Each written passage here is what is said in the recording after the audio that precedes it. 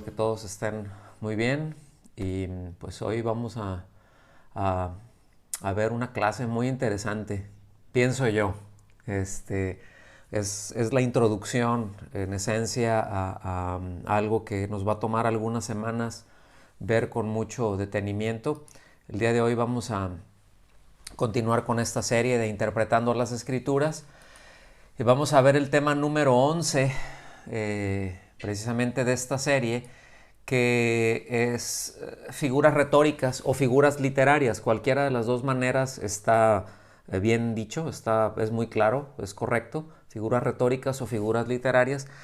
Y antes de entrar ya a ver algunos conceptos, a mí me gustaría pedirles por la naturaleza de esta materia, ¿sí? Que estamos viendo, y por los temas que vamos a estar tratando, pedirles un favor muy grande, además de que pongan mucha atención, de que tomen sus notas, ¿verdad? Seguramente de repente hay muchos términos y vamos a ver muchos términos que no estamos acostumbrados, o algunos los hemos olvidado, los hemos dejado por ahí a un lado, y bueno, pues vamos a tener que retomar algunas cosas, ¿no? Pero sobre todo esto, yo quisiera pedirles, mis amados, que no se abrumen con todos los términos que vamos a ver, con las reglas, con las definiciones.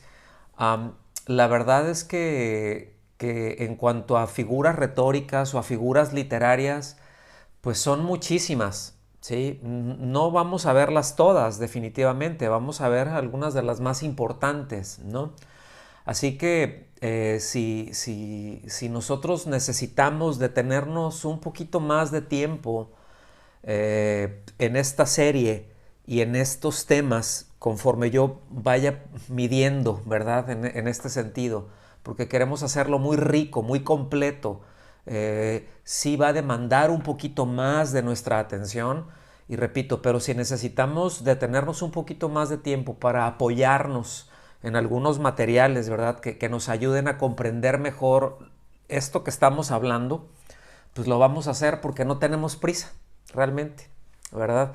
Como dice el proverbio 27.754, más vale paso que dure y no trote que canse, ¿verdad? Entonces vamos a llevar nuestro pasito, nos lo vamos a ir avanzando, y pues para esto es muy importante la retroalimentación que tengamos, ¿verdad? A mí eso me da mucha luz.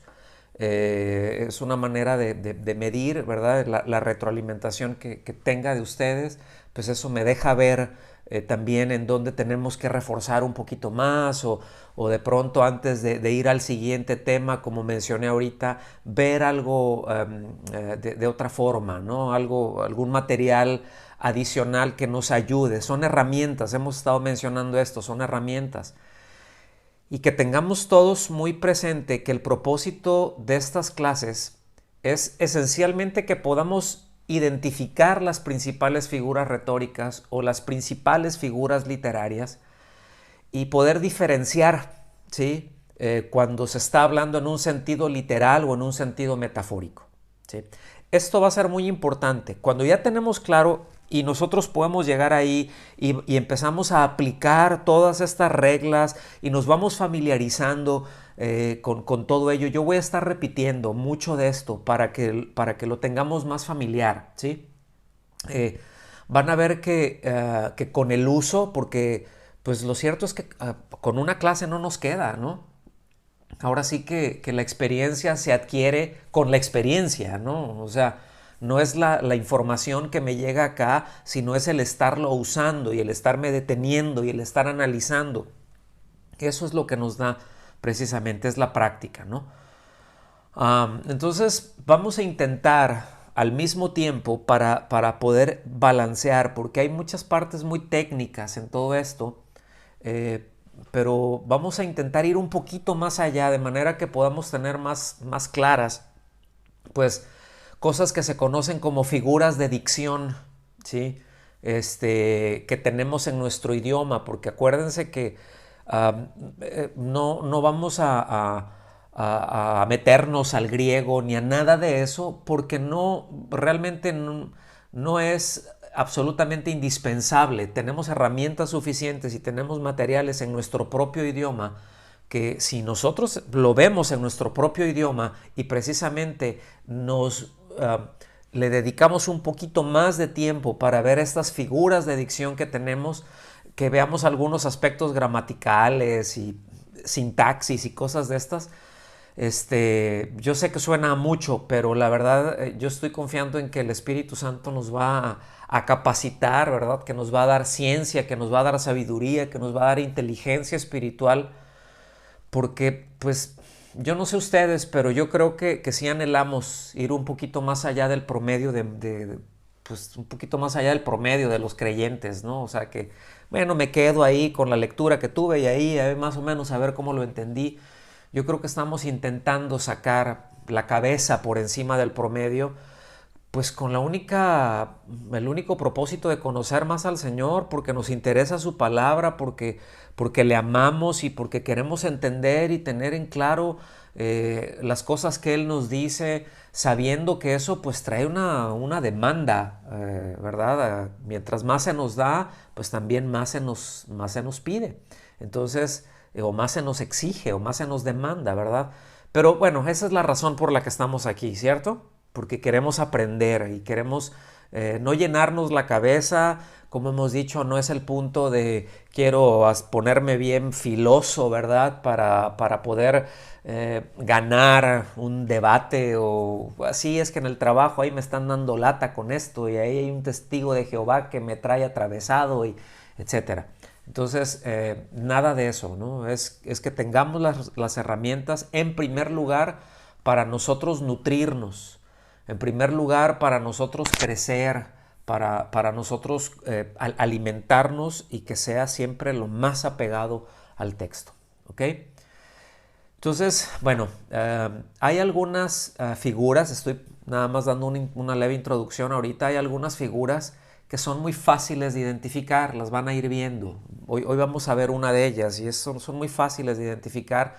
Hay otras que no son tanto, hay otras que no las conozco, ¿sí? Porque son muchísimas. Hablando, repito, ¿no? Hablando de las figuras de dicción que acabo de mencionar, pero pues se requerirá, como dijimos, ¿no? En primer lugar, que vayamos adquiriendo, ¿no? Pues, y recordando algunas reglas también gramaticales de nuestro propio idioma. Entonces, todos los que estamos aquí hablamos español, ¿verdad? Todos los que estamos aquí, el español o el castellano es nuestro idioma primario, ¿verdad? Escúchenme muy bien lo que voy a decir. Todos nosotros lo hablamos y lo leemos y todo esto. Eso no quiere decir que sepamos español, ¿ok? Eso no quiere decir que sepamos español. Saber español es otra cosa. Es como los que hablan inglés, ¿verdad? Los anglos, pues sí, hablan inglés, pero no todos saben inglés. Es decir, utilizan muchas figuras y todo y les es natural, aunque no tienen el conocimiento como nosotros muchas veces utilizamos muchísimas figuras, ¿verdad? Dentro del lenguaje y en cada región, en cada país y dentro de cada país, en cada región tienen sus formas, tienen las figuras literarias, sus figuras retóricas, figuras de lenguaje que se utilizan y no sabemos ni cómo se llaman, no sabemos qué características tienen porque no las hemos estudiado, sin embargo las utilizamos. ¿Ok? Entonces yo creo que eso nos debe de dejar más tranquilos, ¿sí? Y por eso les digo, no se me abrumen, ¿no? Lo mismo ocurre ocurrió con los escritores bíblicos, ¿no? Con ellos pasa exactamente lo mismo. Es decir, ellos utilizaron figuras propias del idioma en el que ellos hablaban, del tiempo cuando ellos escribieron y entendiendo que aun cuando si hablamos del Nuevo Testamento, pues salvo Lucas, ¿verdad? Todos los demás, su lengua materna, ¿verdad? O su lengua primaria, pues no era el griego, era el arameo, aunque escribieron en griego, ¿sí? Entonces, pues estaban pensando ellos en el idioma que ellos dominaban, Por ejemplo, el apóstol Juan cuando escribió cosas, ¿verdad? Y cuando las cosas que escribió bien tremendas en el Apocalipsis, ¿verdad? Pues el apóstol Juan no estaba pensando que tal idea y tal declaración que iba a hacer, esa figura que él declaró se llamaba litote. Es una figura, ¿no? Así se llama. Este, y ya llegaremos a ellas, no se preocupen, ¿no? Pero él no estaba pensando en esto que voy a decir, se llama un litote y tiene estas características. Ah, este le queda bien, esta la voy a utilizar aquí. No, simplemente lo dijo de la manera en que fue inspirado, pero dentro del idioma gramaticalmente se llama así y eso ahora a nosotros nos ayuda a entender más textualmente lo que está diciendo, ¿verdad? Entonces ellos pues simplemente escribieron en los términos que sabían hacerlo, como nosotros lo hacemos, como hablamos en los términos que nosotros sabemos. Y bueno, definitivamente hay quienes tienen que son más verbalmente articulados, que tienen un vocabulario más amplio, que manejan el lenguaje de una manera más rica, ¿verdad? Que otros, eso es cierto. Y dentro de la Biblia nosotros encontramos exactamente lo mismo. Hay algunos escritores que tienen un lenguaje más limitado que otros, unos utilizan más figuras que otros, porque así es, ¿no? Entonces, repito, no se me abrumen con todo esto, pero tampoco se duerman, ¿verdad? Vamos a ser diligentes pues, en recibir todo lo que se nos pone aquí en la mesa. Entonces, pues vamos a empezar, ¿verdad? Cada idioma, cada lenguaje tiene sus formas muy particulares de expresarse, ¿sí? Hay idiomas que se estructuran de una forma distinta a otro, ¿verdad? Hay idiomas que tienen un vocabulario más amplio que otros, que tienen una variedad de conjugaciones bien distintas a otras. Por ejemplo, el inglés, en el inglés se construye de una manera, ¿verdad? En el alemán se construye de otra manera, en el español se construye de otra manera. Por ejemplo, en el alemán se suelen pegar las palabras y de repente se tiene una palabrota.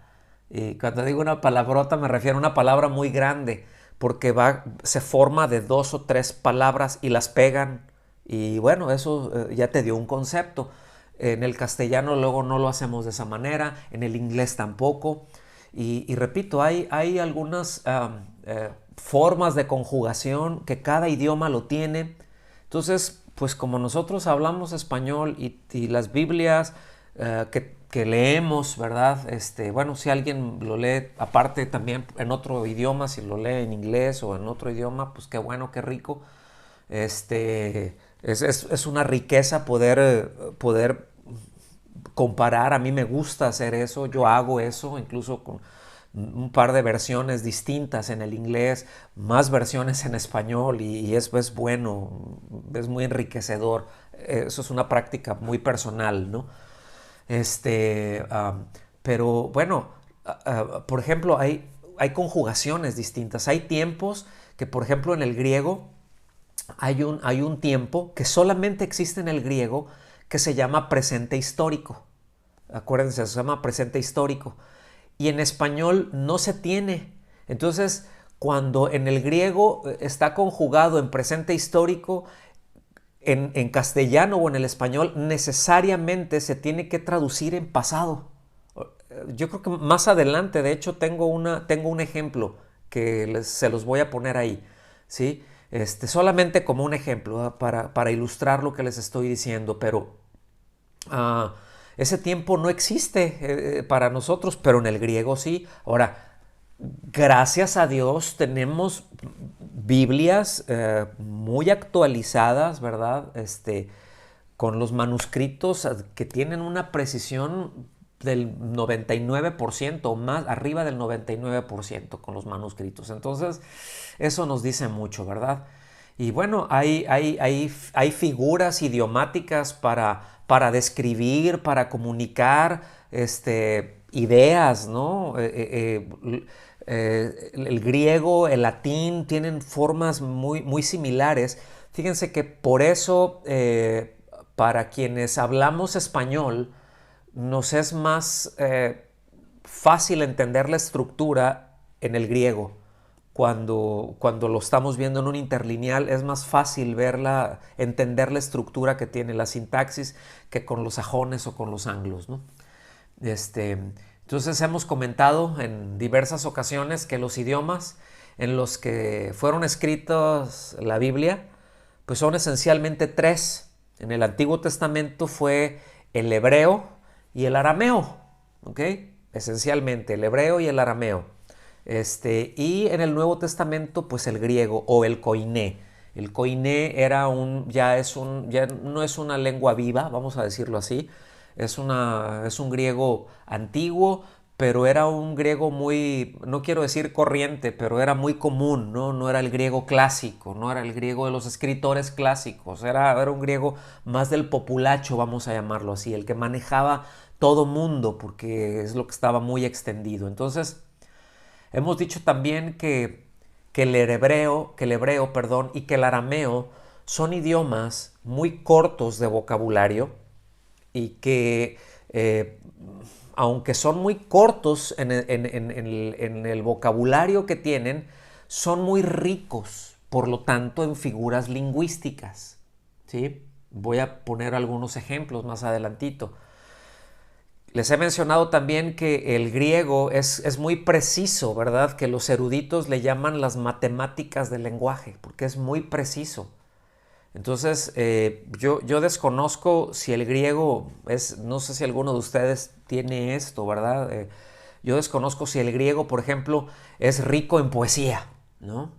Sí, sé que hay unas obras maestras en cuanto a unas narraciones excepcionales, es decir, el griego te ayuda a narrar y a describir por toda la precisión que tiene. ¿Sí me explico? Y hay obras maestras de narración. Sin embargo, yo no estoy muy familiarizado con que haya buena poesía o mucha poesía griega, ¿no? Igual y sí la hay, pero yo lo desconozco. Pero, repito, hay obras excepcionales, hay narraciones excepcionales, ¿sí? Y, por ejemplo, en el hebreo, hay poemas preciosos y en la Biblia tenemos unos poemas impresionantes con un manejo del lenguaje, ¿verdad? Es decir, con unas figuras lingüísticas impresionantes, ¿verdad? Verdaderas obras maestras, ¿verdad? Entonces, entendiendo esto, necesitamos tener presente que el Nuevo Testamento se escribió en su totalidad en griego. Sin embargo, como mencioné hace un momentito, todos los escritores, excepto Lucas, su primera lengua era el arameo. Ellos comunicaban el mensaje en arameo, probablemente ya después, y nosotros vemos en el libro de los Hechos, cuando se refiere a los griegos, ¿verdad? Ahí en un principio, que estaban ahí, que eran judíos, pero que aunque eran judíos, que celebraban todo el tema del judaísmo, ¿verdad? Que iban a Jerusalén, que estaban ahí, que se convirtieron. Sin embargo, su primera lengua no era el arameo, era el griego, porque ellos eran de origen griego o helénico, ¿sí?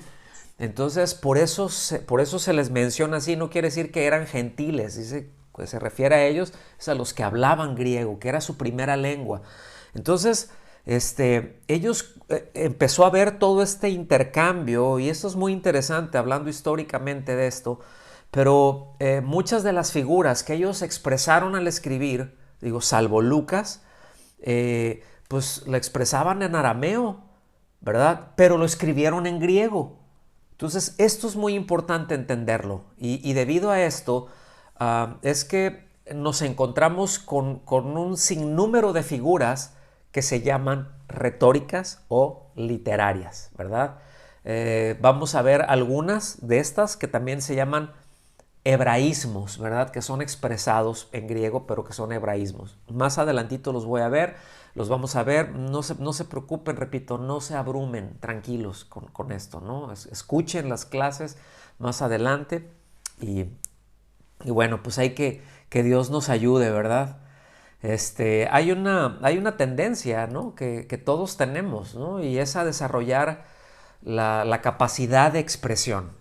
Es decir, eso el hombre de manera natural siempre ha ido buscando cómo va a expresar mejor para enriquecer pues una expresión corriente. Cuando digo corriente me estoy refiriendo a común, ¿sí? Una forma muy llana y se van utilizando figuras. Por eso luego vamos hablando y vamos diciendo cosas bonitas, ¿verdad? Y buscamos de cómo decir, sobre todo de ahí cuando yo no sé cuántos de ustedes les gusta expresarles.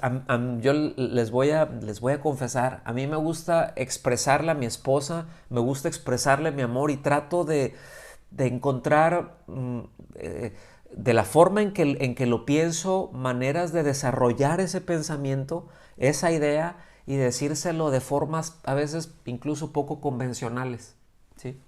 Entonces, bueno, uno va desarrollando estos, y todo eso se llaman figuras retóricas, ¿verdad? En eso aplicamos características, pues, del mundo físico, características naturales, para ilustrar, para dramatizar, para enfatizar cosas que nosotros queremos decir. Y podría hablar todo un tema respecto al mal uso o a la distorsión del lenguaje que existe, a la perversión del lenguaje, ¿verdad? Hablando de nuestra actualidad, ¿no? Toda la retórica que hay, toda la narrativa que hay, porque se utiliza mucho de esto para llegar precisamente acá, para transmitir. Miren, entendamos esto, las ideas se transmiten por el lenguaje. Me explico, una idea se transmite, el lenguaje es un medio donde transmitimos ideas. ¿Sí me explico?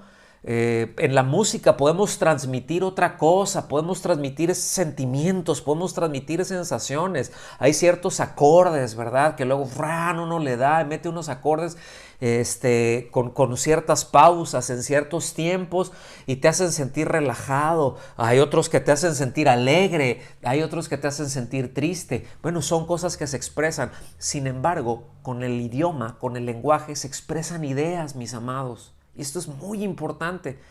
Entonces ahorita me voy a aguantar las ganas de no meterme en esto que les estoy mencionando, ¿verdad? De hablar del mal uso y de la distorsión, de la perversión del lenguaje, ¿verdad? Y al menos no, hoy no la vamos a ver.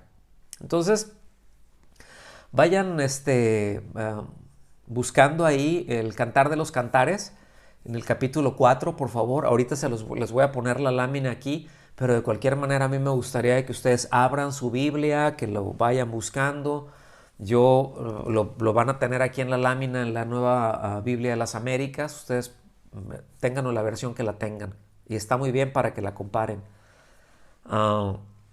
Los autores bíblicos eran orientales, ¿sí?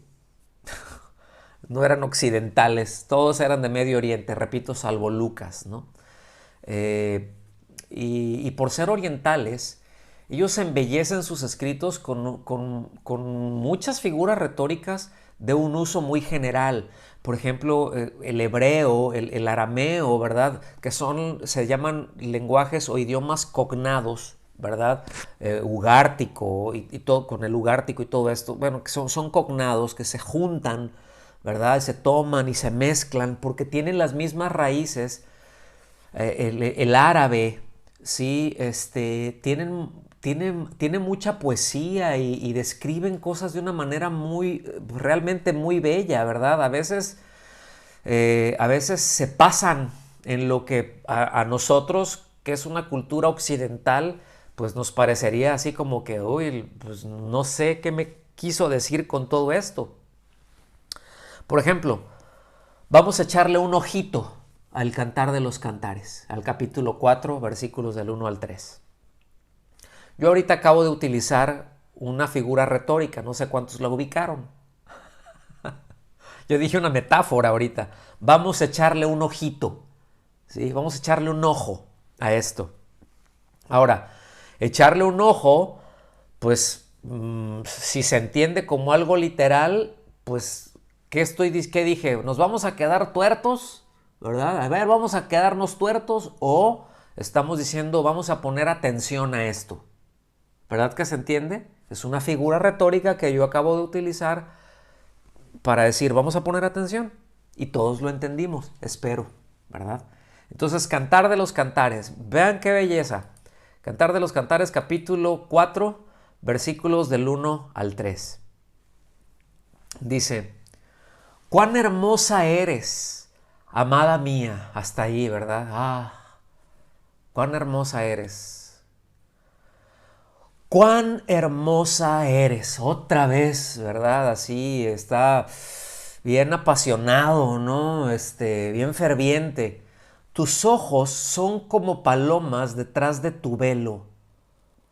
Ahora, a ver, como ojos como paloma. ¿Cómo son las palomas detrás de tu velo? Te pones el velo, entonces no veo nada. Y aquí ya nos empieza a dar algunas figuras, ¿verdad? De lo sereno que son los ojos detrás del cabello. ¿Sí? ¿Cómo se ve esa mirada? De esas miradas bonitas que la esposa le da al esposo, ¿verdad? Y que invita y que viendo se comunica y dices, así son tus ojos, tu cabellera como rebaño de cabras que desciende del monte Galad. ¡Ay! Aquí tendríamos que ver entonces pues, cómo era el monte Galad, ¿no? De qué se trataba y lo que nos dice como un rebaño de cabras. Entonces, ¿qué le está diciendo? ¡Ay, tienes pelos de chiva! ¿Verdad que no? Es así como se ve, cómo va cayendo, cómo se ve, no sé, rico. Dice, tus dientes son como rebaño de ovejas trasquiladas que suben del lavadero. Otra vez, a ver, ¿qué tanto está diciendo verdad? Ojos de paloma, pues hay los ojos de paloma y que tiene pelos de chiva y que tiene dientes de borrega, ¿verdad?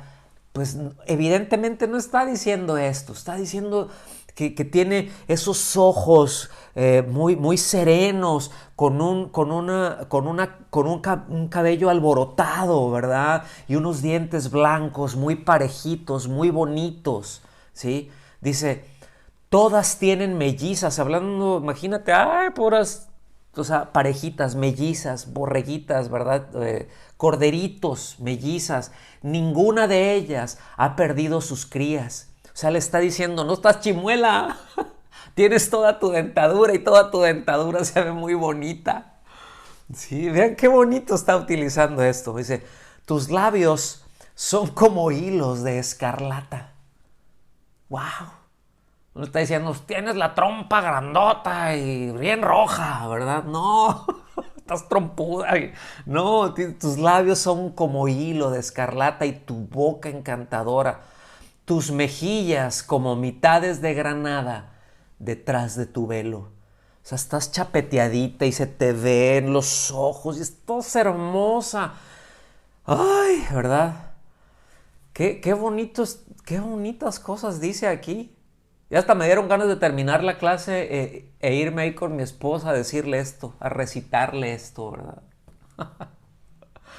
Entonces, mis amados, ahorita no es el propósito en este curso de analizar cada figura. Aquí se utilizaron muchas figuras, pero no es el propósito de utilizar o de analizar cada figura de una manera muy profunda, exhaustiva, sino simplemente, repito, tener las herramientas para identificarlas, para entenderlas y para poder interpretar de una manera correcta el lenguaje figurado que se utiliza en las escrituras.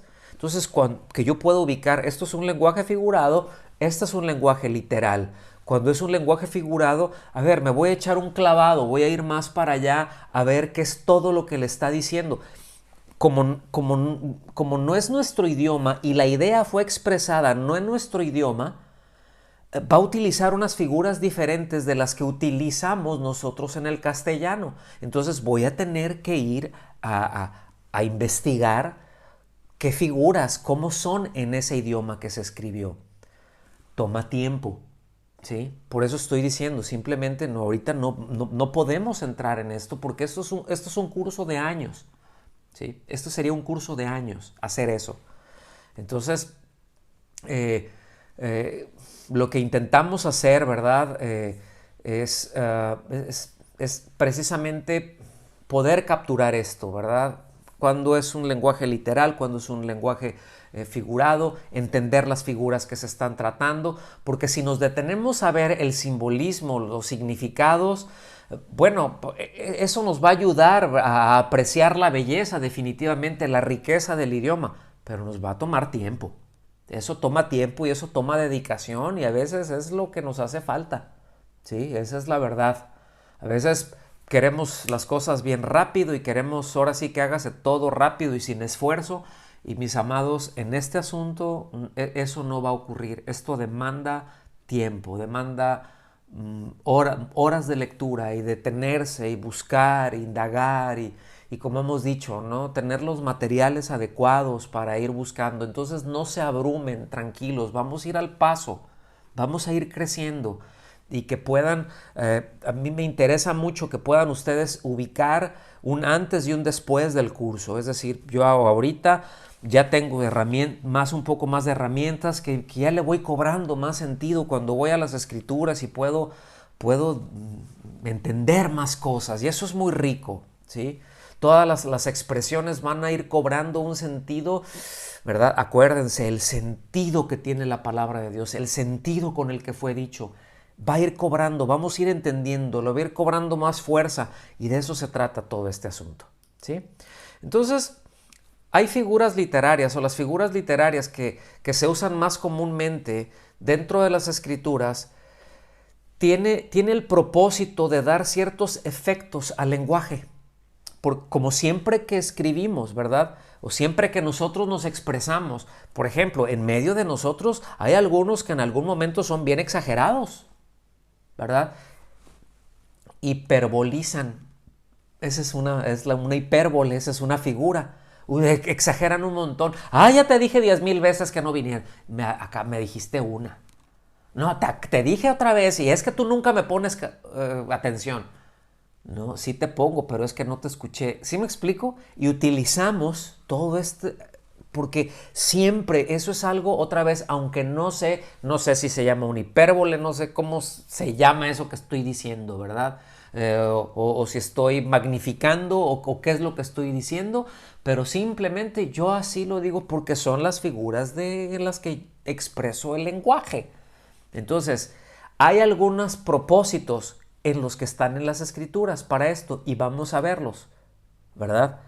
¿Para qué se utilizan las figuras literarias? Bueno, pues para introducir una idea nueva, para darnos una nueva idea, eso nos trae, ¿verdad? Se utiliza una figura, se habla de un nuevo nacimiento, es una nueva figura, es una expresión para darle fuerza, ¿sí? a una misma expresión, a una misma idea, para comunicar un determinado matiz o simplemente para enfatizar algún significado, se utilizan otras figuras para embellecerlo. Bueno, pues ahí tenemos los salmos. Oigan, ¿qué serían los salmos? ¿Qué sería el cantar de los cantares sin esas figuras que embellecen la expresión?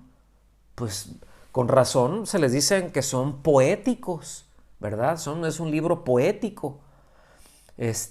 Hay algunas figuras que se utilizan pues para suavizar algún pensamiento y para hacerlo más aceptable, ¿verdad? Eso se llaman eufemismos. Ahorita se los estoy mencionando, luego los vamos a ver con detenimiento y sus definiciones. Pero hay palabras, ¿verdad?, que se utilizan como nosotros utilizamos, ¿verdad? Voy a poner un ejemplo. Bueno, todos podemos decir, ahorita permíteme tantito, ¿verdad? Es que necesito ir al baño, necesito hacer del baño o necesito hacer del cuerpo, ¿verdad? Y pues podríamos decirlo de otra manera, muy directa, muy clara, pero como que, pues no sé, no se iba a oír, no se oye tan bien como si utilizo pues esa expresión, ¿verdad? Que ya otra vez estoy utilizando una figura literaria sin saber siquiera que se llama un eufemismo. Y todos utilizamos eufemismos, ¿sí? Para representar también alguna idea o alguna acción, alguna comparación. Ahí están las parábolas, ¿verdad? Entonces vamos a ver todo esto porque hay muchas razones, mis amados, por las que las figuras se usan, ¿verdad? El que habla, el que escribe, hay muchas razones por las cuales las utiliza y las categorías del lenguaje figurado pues son muy variadas. Les soy honesto, yo ahora he estado estudiando, he estado repasando y he estado ahondando un poco más en esto y hay unas que yo digo, Dios de mi vida, yo no sabía que eso era una figura, yo pensaba que estaba plano y no, es una figura. Entonces, pues son muy variadas, ¿verdad? Son muchas categorías, luego les voy a pasar, no en esta clase para no detenerme tanto, cuando lleguemos ahí lo haremos, algunos gráficos, porque tienen su nombre propio, ¿verdad? Tienen sus propias características y cada una de estas categorías necesitamos ponerle atención porque tienen sus propios propósitos.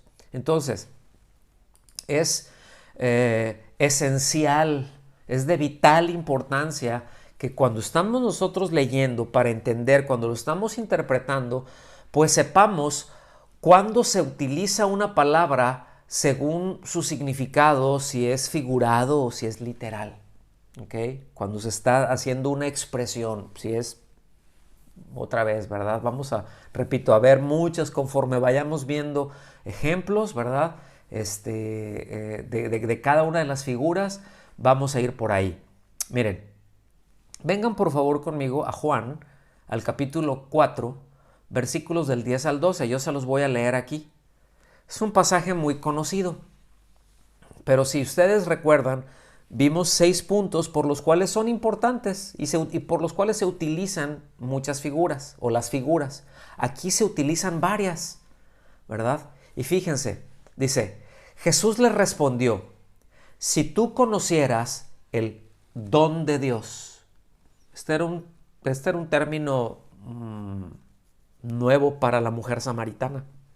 El don de Dios, el regalo de Dios, la gracia de Dios. ¿Qué es eso? ¿Sí? ¿Y quién es el que te dice, dame de beber? Acuérdense que estaban en un pozo, ubiquen el contexto en el que lo está hablando. Dijo, dame de beber. Dice, tú le habrías pedido a él. O sea, si tú supieras quién te está diciendo,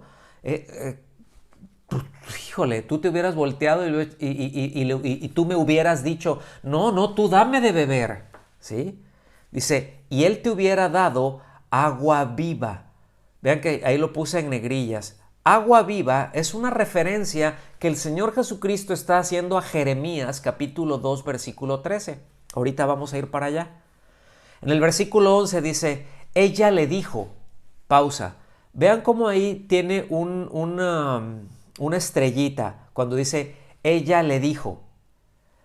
Aquí nosotros lo tenemos en pasado.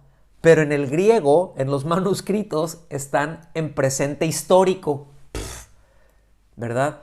Y se tendría que decir, ella le dice, pero entendiéndose que se lo está diciendo ahorita, pero en el pasado. No tenemos ese tiempo. Entonces se traduce necesariamente, ella le dijo. Y no tenemos ningún problema, no hay ninguna desaveniencia, entendemos exactamente lo que está en el manuscrito, ¿sí? Ella le dijo, Señor, no tienes con qué sacarla y el pozo es hondo. ¿De dónde pues tienes esa agua viva? O sea, ¿de qué me estás hablando? Agua viva, ¿verdad? Dice, ¿acaso tú eres mayor que nuestro padre Jacob, que nos dio el pozo del cual bebió él mismo y sus hijos y sus ganados? Y bueno, ella aquí de primera instancia lo entendió de acuerdo a su conveniencia y le dijo, y lo entendió de una manera literal. O sea, ella no ubicó el término que el Señor le quiso decir, ¿sí? O sea, no lo ubicó, pero ella le dijo, bueno, pues yo así lo entiendo, ¿verdad? Pues si es agua que corre, porque eso es lo que se entendía, aguas vivas, aguas que corren, ¿verdad? O sea, no es de una cisterna, no es de un estanque, sino que es de un arroyo, que es de un río. Bueno, pues si tienes de esa agua, pues así, hazla que corra, pero para mi casa, ¿no? Para que yo no tenga que estar viniendo hasta acá a sacarla. Si es agua corriente, pues en lugar de que esté aquí estancada, pues ¿por qué mejor no la haces que corra y me avientas un chorrito para allá y yo no tengo que caminar 2 o 3 kilómetros para venir a sacar, porque es muy cansado, ¿verdad? Y además habían otras cosas. Pero el Señor, en su paciencia, le explicó el sentido de la expresión. ¿Ok? Fíjense, en Jeremías, nada más para que vean esto, en Jeremías, en el capítulo 2, versículo 13, que es de donde hace el Señor referencia a esto, dice, porque 2 males ha hecho mi pueblo. Me han abandonado a mí. Ay, qué terrible. Que Dios nos libre, mis amados. Me han abandonado a mí. Fuente de aguas vivas. Es decir, aguas que corren, aguas vivas. No está estancado, está vivo, está corriendo, está fluyendo. Dice, y han cavado para sí cisternas. Fíjate. O sea, yo creo que todos ubicamos esto. ¿Cuántos prefieren tomar un agua viva, agua que está corriendo, agua de un arroyo, a un agua de cisterna? Es mucho mejor un agua que está corriendo que un agua de cisterna, está en movimiento, está más limpia, ¿sí? Entonces, y dice cisternas agrietadas que no retienen el agua. Entonces, noten el contraste que está haciendo aquí, aguas vivas y cisternas agrietadas, ¿sí? Está haciendo un contraste, ¿verdad? Es decir, lo que les está diciendo, han dejado la fuente de la vida que brota de una relación sana, cercana, íntima conmigo. Eso es lo que yo deseo, ¿verdad? Que tengamos esa relación y ese intercambio de afectos y ese amor de aquí para allá, de allá para acá, y esa relación viva que nos arropa, que nos enternece. Y han dejado todo eso para construirse un sistema religioso que descansa en la capacidad humana, en las tradiciones humanas, en los mandamientos humanos, y que no tienen nada que ver conmigo, ¿sí? Y miren, mis amados, el Señor en su bondad siempre nos va a estar advirtiendo eso. Siempre nos estará invitando a revisar y que cuidemos nuestra comunión con Él, ¿sí? Porque pues es que se nos olvida luego y tenemos la tendencia a cavar cisternas agrietadas, a depender de sistemas, ¿sí? Y no de una relación con el Señor. Esto es muy importante y esto lo vamos a seguir viendo más adelante. Luego nos vamos a echar un clavado más grande en esto, ¿sí? Pero ¿de dónde viene nuestra fuerza? De esa relación donde están brotando, donde vamos a beber aguas corrientes, aguas vivas. Entonces, nada más como una observación, en este caso, ¿verdad? Un griego no habría expresado, no habría dicho aguas vivas, pero él habría dicho aguas corrientes, aguas en movimiento, ¿sí? Es posible que hubiera sido más específico y hubiera dicho ríos, arroyos, porque me han dejado a mí ríos, ¿sí? Lo hubiera dicho con más precisión. Aquí está utilizando un lenguaje metafórico muy hermoso, pero queda claro. Pero otra vez, o sea, y así podemos ver, el que habita al abrigo del Altísimo morará bajo la sombra del Omnipotente. Un griego no hubiera dicho eso, no te encuentras una expresión en griego de esas, te encuentras mucha precisión. Esas expresiones se encuentran traducidas al griego en el Antiguo Testamento, en la Septuaginta, ¿sí? Pero la expresión no es el pensamiento griego, está traducido al griego. O nosotros está traducido al español. ¿Estamos aquí? Entonces, esto es muy, muy importante tenerlo en claro. Entonces, empezaremos viendo algunas figuras de comparación. Hoy solamente vamos a alcanzar a ver una de ellas. Pero hay figuras de comparación. Hay figuras que nos ayudan a comparar, ¿sí? Que nos traen esa idea para comparar. Estas figuras son el símil, es la metáfora, el antropopatismo y el antropoformismo, ¿sí? Hay más, pero estas son muy claves, estas son muy básicas, ¿verdad? Estas dos últimas que acabo de mencionar, el antropopatismo y el antropoformismo, se les conoce también como figuras de personificación. Ya las veremos, tranquilos, Se las estoy dejando así nada más para que vayan haciendo sus notas, que se vayan familiarizando.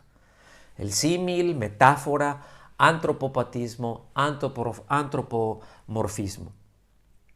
Entonces, vamos a ver el símil y vamos a ver algunos ejemplos. El símil, ¿qué es un símil? Bueno, el símil es la figura literaria que describe algún objeto, alguna acción, alguna relación como semejante a otra cosa que no es lo mismo, ¿sí? O sea, hace una comparación, o sea, lo pone como si fuera lo mismo cuando no es lo mismo para comparar.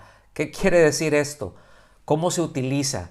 Bueno, fíjense, ¿cómo vamos a identificar un símil? Utiliza palabras como así, así como, semejante a, de tal forma que, etcétera, etcétera. Entonces, lo que hace es declarar de una manera muy específica la semejanza entre dos cosas, aun cuando esas dos cosas no tienen semejanza. Pero esta figura es muy sencilla de ubicar, es muy fácil de identificar, ¿sí? Vamos a ver algunos ejemplos, ¿les parece? Vamos a ver algunos ejemplos. En Proverbios capítulo 26, versículo 1, dice, como nieve en el verano y como lluvia en la siega, así la honra no es apropiada para el necio. ¿Se fijan? Son dos cosas distintas, no tienen nada que ver el sentido o las palabras de acá con las de acá, pero al utilizar esto nos deja ver esa figura de comparación, ¿sí? Como nieve en el verano, como la lluvia en la siega, ¿sí? ¿Qué es lo que nos está diciendo aquí? Bueno, pues que la nieve en el verano no es apropiada, o que la lluvia en la siega no es apropiada, ¿verdad? Y nos dice que honrar a un necio no es apropiado, que ocasiona mucho daño. Miren, los que están más familiarizados con los temas agrícolas, del lugar de donde yo soy originariamente, hay mucha agricultura, hay muchísimos cultivos, hay mucha agricultura y ganadería, pero sobre todo muchísima agricultura. Y muy cerca, en la ciudad, una ciudad muy cercana de donde yo soy, de donde mi familia es y donde yo crecí y tal, se cultiva algodón, ¿sí? Se cultivan otras cosas, pero se cultiva mucho algodón. Y, y hay tiempos de siembra y tiempos de cosecha. No puedes sembrar es decir, algodón no lo puedes sembrar en cualquier época, ¿verdad? Como ninguna planta o casi ninguna. Tienen sus épocas. Entonces, cuando ya se va a cosechar el algodón, no sé cuántos conocen las plantas de algodón, pero cuando ya están por cosecharse son capullos, ¿no? Que están ahí, tienen unas espinas y es un problema luego quitarlas y uno se espina bien feo. Pero es un problema, de hecho, es un riesgo que te llueva o que caiga una lluvia de esas que salen de quién sabe por dónde, y así de la nada, cuando ya están por cosechar, porque se echa a perder todo, porque se moja el algodón y ¡puf!, se echa a perder. Una lluvia acaba con una cosecha de algodón, no es conveniente. Entonces, bueno, ellos lo ubicaban como nieve en el verano. Y dices, híjole, en el verano no conviene la nieve porque en el verano se están cosechando algunas cosas que si cae nieve se queman. Como la lluvia en la siega, ¿verdad? Pues cuando están con el trigo y que te llueva, todo eso se echa a perder. No sé si lo alcanzan a ver. Es simplemente un símil que está poniendo ahí. Isaías capítulo 50, este es un pasaje muy conocido que es un símil tremendo también. Versículos del 10 al 11 dice, porque como, es decir, de la misma manera que descienden de los cielos la lluvia y la nieve. ¿De dónde viene la lluvia y la nieve? Pues de los cielos, del cielo, ¿verdad? De arriba. Dice, bueno, de esa misma manera, ¿verdad? y no vuelve allá, sino que riega la tierra. Es decir, cuando llueve, ¿qué es lo que pasa? Pues se moja la tierra, la riega. Cuando neva, pasa lo mismo, ¿verdad? Dice, riega la tierra, haciéndola producir y germinar. Vean este símil. ¿Qué es lo que? Si no llueve, mis amados, no hay cosechas. Puntos. ¿Sí? Entonces, ¿qué hace la lluvia? ¿Qué hace la nieve? Bueno, en su tiempo, ¿verdad? Riega y hace producir la tierra. Dice, dando semilla al sembrador y pan al que come. Es decir, ¿cuál es el producto de esto? ¿Qué es lo que está diciendo? Bueno, viene la lluvia, cae, se moja, el labrador trabaja la tierra, ¿verdad? Y de ahí sale el alimento, produce alimento. Versículo 11 dice, aquí viene la comparación, así será mi palabra que sale de mi boca. O sea, viene del cielo. Dice, no volverá a mí vacía, sin haber realizado lo que deseo. Es decir, toda la palabra de Dios tiene un propósito. Y ahorita voy a ir para allá. Dice, y logrado el propósito para el cual la envié. Entonces, ninguna palabra de Dios es ociosa, mis amados. Todas las palabras de Dios tienen propósito. Nos dice que como la lluvia tiene un propósito y ese propósito se cumple, dice, pues también la palabra de Dios tiene propósitos y este propósito se cumple, ¿verdad? Y aquí muchas veces malentendemos porque no, yo le prediqué el evangelio y el evangelio, ¿verdad? Ya escucharon, entonces yo declaro en este momento, ¿verdad? Yo declaro que como la palabra de Dios no vuelve vacía y yo le hablé salvación, yo declaro salvación y se van a salvar. Pues a lo mejor no, si no creen, no. Pero va a cumplir su propósito. Cuando uno predica, miren, la responsabilidad de uno es por ejemplo, es predicar el evangelio, es hablar la palabra de Dios. Yo que estoy tranquilo cuando yo predico, cuando yo hablo la palabra de Dios, yo digo, Señor, el propósito es tuyo y el que va a producir eres tú, yo no. ¿Sí? Ahora, fíjense bien, esto que les voy a decir, ¿no? Luego podemos verlo más, pero siempre aquí lo que nos está diciendo que cuando viene la palabra de Dios, sea para salvación o sea para condenación, cumple su propósito.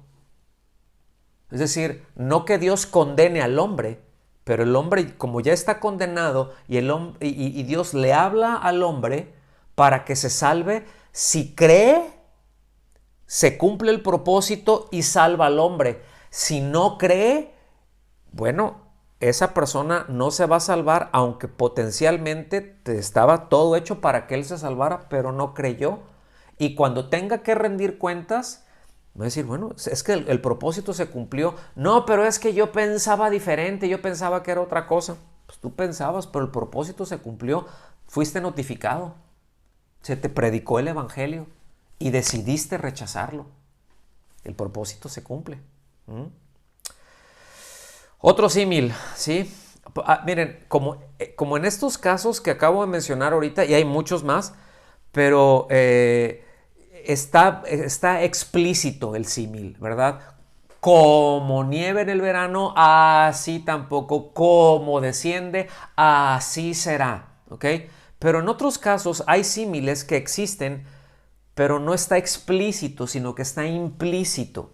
¿Qué quiere decir? Que hay una semejanza entre las dos cosas diferentes y solo que no se utilice el como o así, pero se da a entender por la misma diferencia.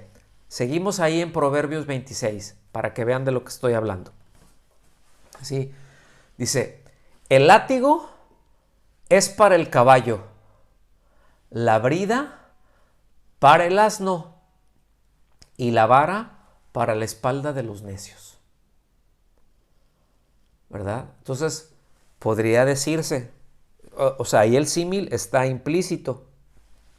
Podría decirse de esta manera, así como el látigo es para el caballo y la brida es para el asno, así también la vara es para la espalda de los necios. ¿Sí? Pero ahí no está explícito, simplemente está implícito. Y aquí lo que el escritor está haciendo es que utiliza estos tres elementos distintos para dar a entender que las tres cosas son igualmente propias, son igualmente adecuadas, ¿sí? Pues el látigo para el caballo, la brida para el asno y la vara para el necio, ¿sí? Otro, Juan capítulo 12. Está muy interesante, está muy bonito. Juan capítulo 12, versículo 25. Dice, el que ama su vida, la pierde.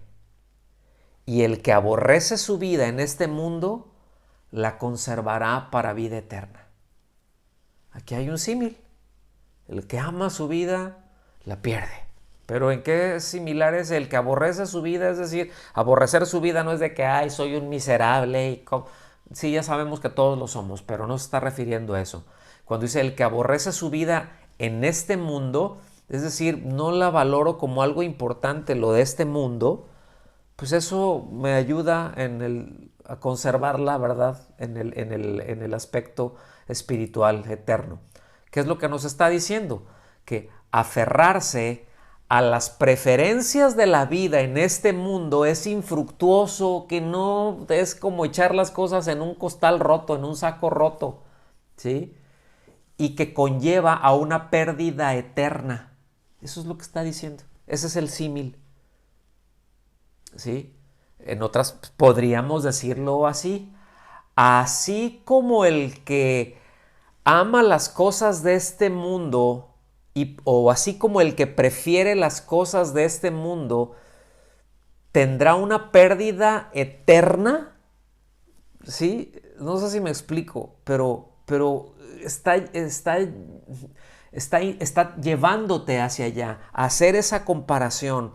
Este mundo, pérdida eterna. Este mundo infructuoso. La vida espiritual, la vida en Cristo, una maravilla, tiene un valor eterno. ¿Estamos aquí? Entonces, con esto concluimos, pero antes de concluir, les voy a dejar una tarea, ¿cómo ven? Les voy a dejar una tarea y bueno, ciertamente no se las puedo revisar a cada uno.